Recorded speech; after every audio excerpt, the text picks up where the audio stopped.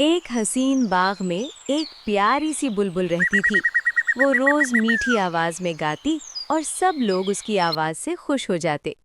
एक दिन उसे जमीन पर एक छोटा सा बीज मिला। सब परिंदे हंसने लगे और बोले, इतना छोटा बीज, इसका क्या फायदा? लेकिन बुलबुल ने कहा, छोटी चीज भी एक दिन बड़ी बन सकती है। बुलबुल ने रोज उस बीज को पानी दिया, उसका ख्याल रखा। दिन गुजरते गए और धीरे धीरे वो बीज एक हरा भरा पौधा बन गया। कुछ महीने बाद वो पौधा एक खूबसूरत दरख्त बन गया, जिसमें फूल और फल लग गए। अब वही परिंदे जो हंस रहे थे उस दरख्त पर रहने लगे। सब ने बुलबुल से कहा, तुम सही थी, मेहनत और सब्र कभी ज़ाया नहीं होता।